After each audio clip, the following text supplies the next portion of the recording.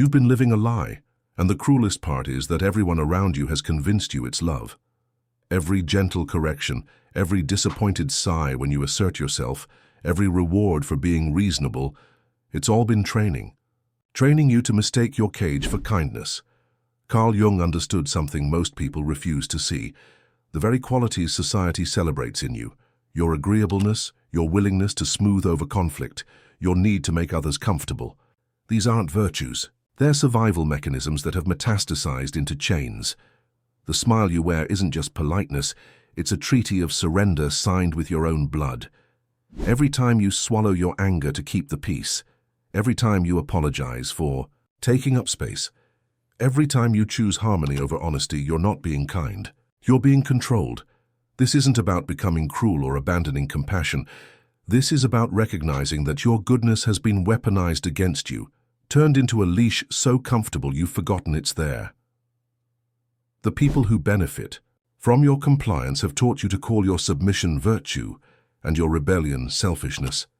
But Jung saw deeper.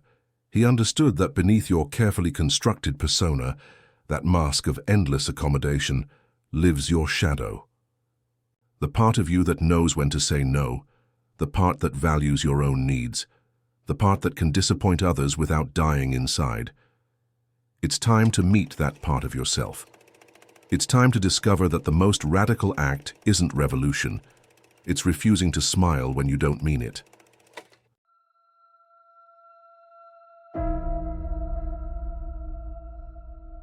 You learn to smile before you learn to speak your truth. Not the genuine smile of joy or connection, but the other one, the diplomatic smile, the peacekeeping smile, the smile that says, "I won't be a problem." This smile has become your most fluent language, spoken so automatically, you've forgotten it's a choice. Watch yourself in your next difficult conversation. Notice how quickly that smile appears, like a reflex protecting you from conflict. It's your white flag, your preemptive surrender. You deploy it the moment someone's energy shifts, the instant you sense disapproval brewing. The smile says, "I'm harmless. I won't challenge you. Please don't hurt me." But here's what Jung understood that most people miss. Every time you smile, to avoid confrontation, you're not keeping peace, you're keeping pieces. Pieces of yourself scattered across every interaction where you chose comfort over authenticity. The smile isn't protecting you, it's slowly erasing you. Think about the last time someone dismissed your opinion. Did you argue back, or did you smile and nod? When someone interrupted you mid-sentence, did you assert yourself or did you smile and step aside? When someone took credit for your work, did you speak up or did you smile and let it slide? That smile isn't kindness, it's self-abandonment dressed up as virtue. The most insidious part is how the world rewards this behavior. They call you easygoing and low maintenance. They praise your ability to roll with the punches. They love how you never make waves, never create drama, never force them to examine their own behavior. Your smile has become their permission slip to treat you as optional. You've been conditioned to believe that your anger is ugly, that your boundaries are selfish, that your needs are inconvenient. So you smile instead. You smile when you're ignored, when you're interrupted, when you're taken for granted. You smile when you should roar. Jung called this the persona, the mask we wear to be acceptable to others. But your smile isn't just part of your persona. It's become your prison guard. It stands sentinel at the door of your authentic self, making sure nothing real ever escapes. It's the enforcer of your own oppression. The tragedy isn't that others control you through kindness. It's that you've learned to control yourself. You've internalized their expectations so completely that you no longer need external pressure. Your smile has become an automated response system, activating whenever your true self threatens to emerge. But beneath that smile, something is stirring. A part of you that's tired of being everyone's safe choice, everyone's non-threatening option. A part that remembers what it felt like to have preferences that mattered, opinions that counted, boundaries that held. Jung called this your shadow. Not the evil within you, but the power you've been taught to deny.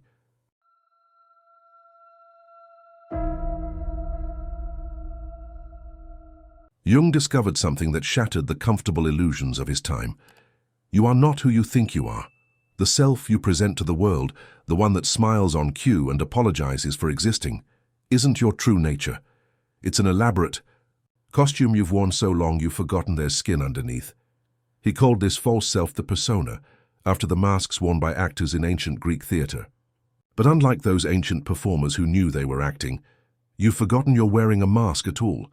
Your persona has become so seamless, so automatic, that you believe it's actually you. The persona forms early, shaped by 1,000 small betrayals of your authentic self. The first time you were told your emotions were too much. The first time you learned that agreement earned approval, while dissent earned rejection. The first time you discovered that being who others wanted you to be was safer than being who you actually were. Jung understood that this isn't conscious manipulation by others. It's an unconscious conspiracy between your need for acceptance and society's need for predictability. You learn to read the room, to sense what version of yourself would be most welcome, and to deliver it flawlessly. You became a master of emotional camouflage. But here's where Jung's insight cuts deep. The persona isn't just a role you play in public. It colonizes your inner world, becoming the voice that critiques your authentic impulses before they even surface. It's the internal prosecutor that argues against your own interests, the inner diplomat that negotiates away your power. Before you even sit down at the table, your persona whispers, "Don't be difficult. Don't make waves. Think about how they'll feel." It convinces you that your natural reactions are selfish, that your instinctive boundaries are harsh, that your honest responses are inappropriate. It's trained you to experience your own authenticity as a form of violence against others. This is the trap Jung identified. You're not being controlled by external forces anymore. You've internalized the control so completely that you police yourself. Your persona has become your warden, your inner critic, your spiritual jailer. It doesn't just hide your true self from others, it hides your true self from you. The most sophisticated part of this system is how it makes submission feel like choice. Your persona convinces you that you're being considerate, mature, evolved. It reframes your self-betrayal as emotional intelligence, your compliance as wisdom. You're not being controlled, you're being the bigger person. But Jung saw through this spiritual bypassing. He understood that beneath the persona lies the shadow, all the aspects of yourself you've deemed unacceptable. Your anger, your selfishness, your capacity to disappoint others, your right to take up space. These aren't flaws to be eliminated. They're power sources you've disconnected from. The persona promised you safety, acceptance, love. What it delivered was invisibility, exhaustion, and the slow death of your authentic voice. You've become so skilled at reading what others want that you've lost the ability to know what you want. You've become so good at managing other people's emotions that you've forgotten you have your own. Jung's map reveals the cruel irony. In trying to become acceptable to everyone, you've become unknown to yourself. The very mechanism you created to connect with others has severed your connection to your own soul.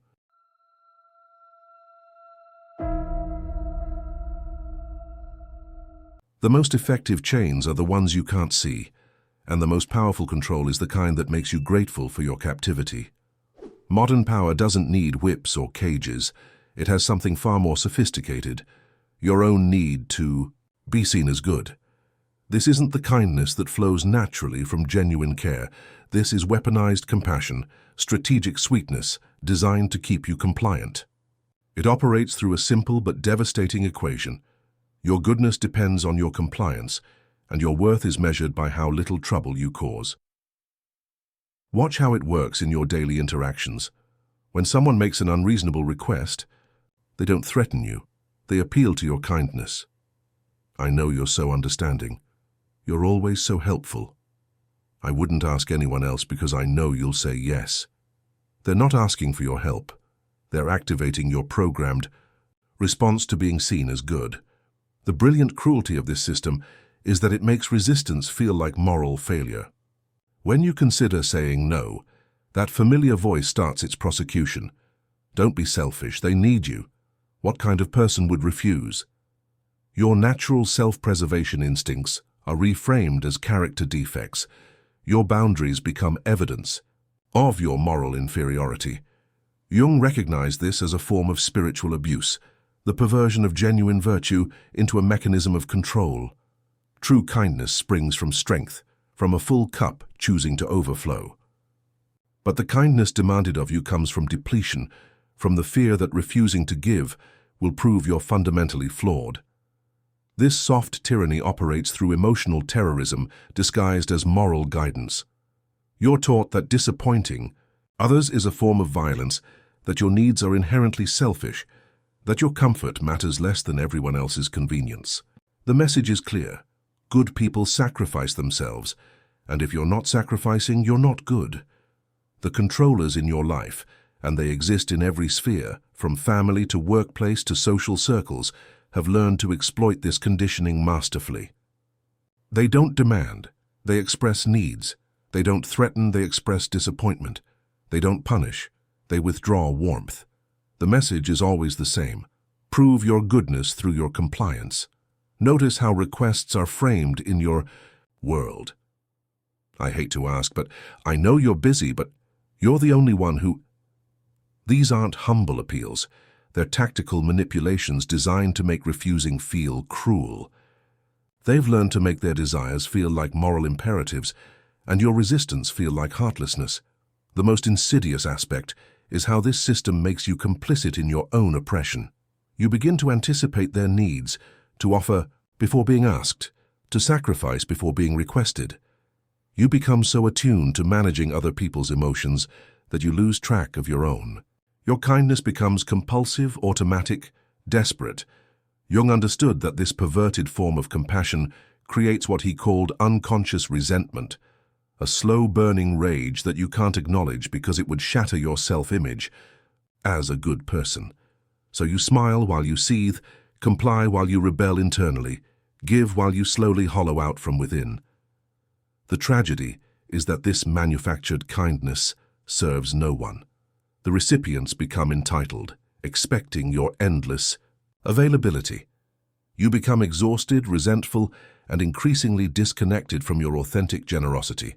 Real kindness, the kind that comes from choice rather than compulsion, withers and dies. But Jung saw something else. Beneath your compulsive goodness lives something untamed, something that knows the difference between genuine care and tea. Emotional extortion, something that remembers what it feels like to give from joy rather than fear.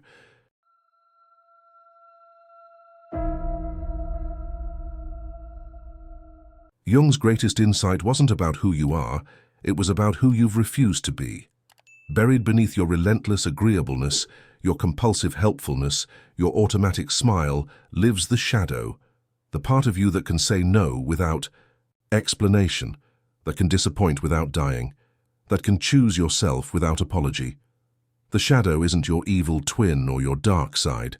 It's your disowned power. It's every impulse you've labeled as selfish, every boundary you've deemed harsh, every authentic response you've swallowed to keep the peace. It's the part of you that knows you matter, that your needs are valid, that your time has value.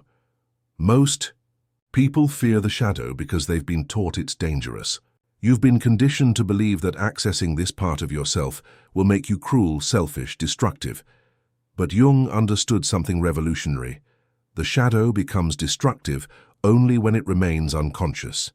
When it's acknowledged and integrated, it becomes your source of authentic power. Your shadow holds the sacred no, the boundary-setting force that protects your energy, your time, your soul. This isn't the harsh no of rejection or punishment. It's the clear no of self-respect. It's the no that says, my well-being matters, my time has value, my energy is not unlimited. It's the no that others have been terrified you'd discover. The process of shadow integration begins with recognizing where you've abandoned yourself. Notice the moments when you feel resentment bubbling up after saying yes. That resentment isn't a character flaw. It's your shadow trying to get your attention, trying to remind you that you had a choice. Your authentic self is staging a rebellion against your compliant persona. Jung taught that what you resist persists. The more you try to suppress your shadow, the more it controls you unconsciously. It leaks out in passive aggression, in sudden explosions of anger, in the slow burn of exhaustion and resentment. But when you acknowledge it, when you give it conscious expression, it transforms from your enemy into your ally. The sacred no isn't about becoming aggressive or hostile, it's about becoming honest. It's saying, I can't take on another project right now. That doesn't work for me. I need to think about it. I'm not available. Simple statements that honor your reality, without elaborate justification or apology. Your shadow knows something your persona has forgotten. You don't owe anyone your depletion. You don't owe anyone your availability. You don't owe anyone your energy just because they ask for it. Your shadow remembers that boundaries aren't walls. They're gates that you get to open and close according to your own wisdom. The integration process requires courage because it means disappointing people who have grown comfortable with your unlimited availability. It means watching their reaction when you stop being their reliable yes person. Some will respect your boundaries, others will test them, push against them, try to guilt you back into compliance. Jung called this the persecution of the authentic self, the inevitable pushback that comes when you stop playing your assigned role. Those who benefit from your self-abandonment will not celebrate your self-discovery. They'll call you selfish, difficult, changed. They'll mourn the loss of your unconditional availability and try to shame you back into submission.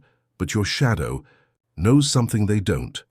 Their discomfort with your boundaries is not your responsibility. Their difficulty accepting your no is not your problem to solve. Your job isn't to make your authenticity comfortable for others. It's to make it sustainable. For yourself, the sacred no becomes a practice, a muscle you strengthen through use. Each time you honor your limits, each time you choose yourself without elaborate justification, each time you let someone be disappointed rather than depleting yourself, you reclaim another piece of your authentic power. Jung understood that shadow. Integration isn't a one-time event. It's a lifelong practice of choosing authenticity over approval, truth over comfort, self-respect over people-pleasing. It's the slow, revolutionary act of becoming who you actually are rather than who others need you to be.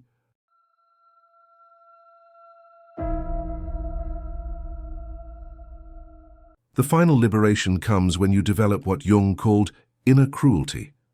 Not cruelty toward others, but the ruthless honesty toward yourself that cuts through every excuse, every rationalization, every comfortable lie that keeps you trapped. It's the willingness to be the villain in someone else's story rather than the victim in your own. This isn't about becoming heartless or vindictive. It's about becoming selectively heartless toward the voices, both internal and external, that have convinced you that your worth depends on your availability, that your value lies in your willingness to sacrifice yourself for others' comfort. Inner cruelty is the surgical precision that cuts away everything that isn't authentically you. The moment of true awakening comes when you realize that disappointing others isn't a moral failing. It's an inevitable consequence of having preferences, boundaries, and a life that belongs to you. You can't live authentically without disappointing people who have grown comfortable with your self-betrayal. The question isn't whether you'll disappoint them. It's whether you'll disappoint them or disappoint yourself. Jung understood that most people choose to disappoint themselves because it feels safer. Self-betrayal is private, internal, manageable. But disappointing others feels public, risky, potentially catastrophic. So you keep choosing your own disappointment, your own depletion, your own slow death rather than risk someone else's temporary discomfort. Inner cruelty means looking at this pattern with unflinching honesty and saying, no more. It means acknowledging that your compulsive people-pleasing isn't kindness, it's cowardice. It's the refusal to risk conflict, to stand in your truth, to let others experience the natural consequences of their expectations. The cruelty isn't toward them. It's toward the part of you that would rather suffer in silence than speak an uncomfortable truth. It's ruthless toward your own excuses, your own rationalizations, your own addiction to being needed.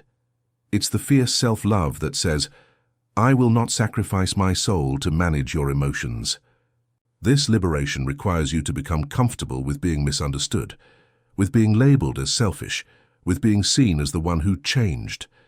Because you have changed, You've stopped being everyone's emotional support system and started being your own person.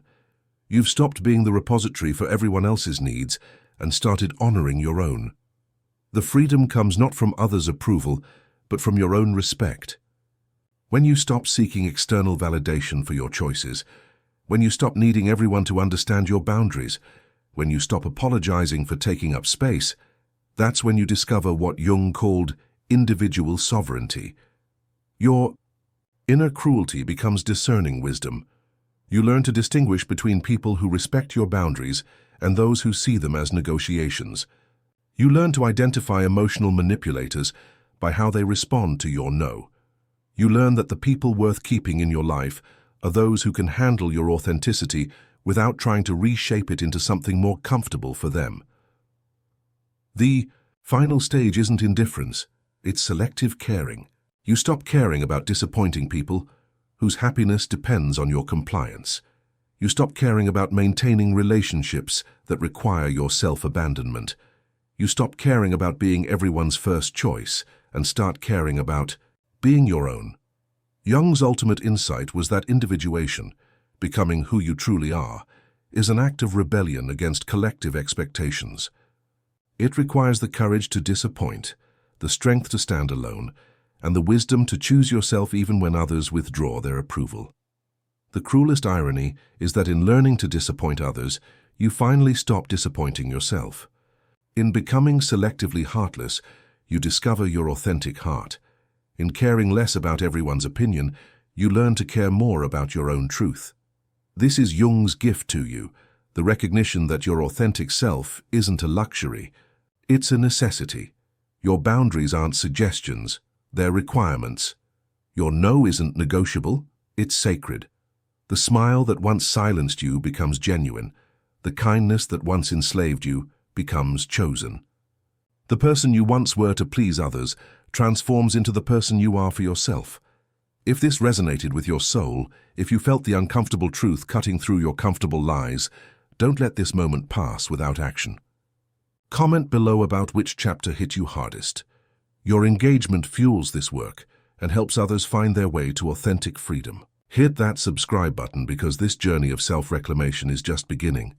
And like this video, if you're ready to stop being everyone else's yes person and start being your own person, your authentic self is counting on you to take this first step.